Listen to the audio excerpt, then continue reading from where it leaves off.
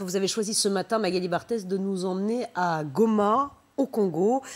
Il y a une éruption surprise de ce volcan, Nyiragongo.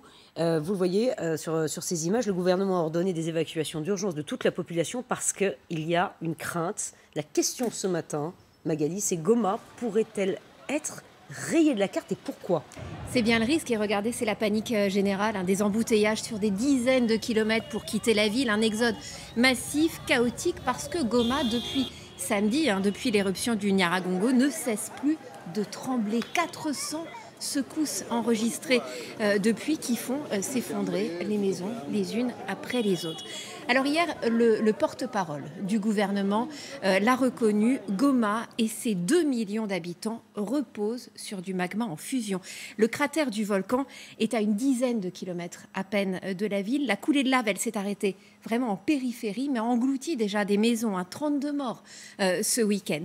Et depuis, on assiste, ce qu'on voit, ce sont des gigantesques fissures comme celle-ci qui sont apparues dans Goma, qui traverse la ville, et il y a un risque à tout moment de nouvelles éruptions secondaires. Voilà ce que disent les autorités via ces crevasses. Résultat, 10 des 18 quartiers de Goma ont reçu l'ordre d'évacuer par tous les moyens, par la route, par le port. La population est à bout de nerfs. Donc il y a beaucoup de tremblements, il y a beaucoup de gens qui vont mourir. C'est pourquoi on dit les gens de quitter la ville de Goma. Je n'arrive pas à trouver mon mari depuis la dernière éruption. Que le gouvernement nous aide.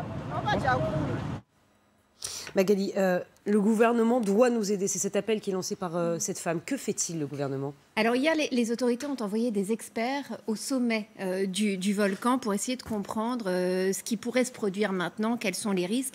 Et il y a un scénario encore plus catastrophe qui se dessine parce que collé au volcan, il y a le lac Kivu, sous lequel se trouve du gaz méthane. Et les experts redoutent maintenant une éruption non seulement sous Goma, mais sous le lac Kivu avec le risque que le magma en fusion ne déclenche l'explosion d'une des poches de gaz, un gaz toxique qui remonterait à la surface et pourrait alors asphyxier une partie de la population, d'où la décision hier de vider la ville de ses habitants. Le problème, c'est que chacun maintenant se débrouille comme il le peut pour partir. Le gouvernement est critiqué pour ne pas avoir organisé mieux l'évacuation et il est critiqué aussi pour ne pas avoir su prévoir samedi l'éruption du volcan qui a pris tout le monde de court.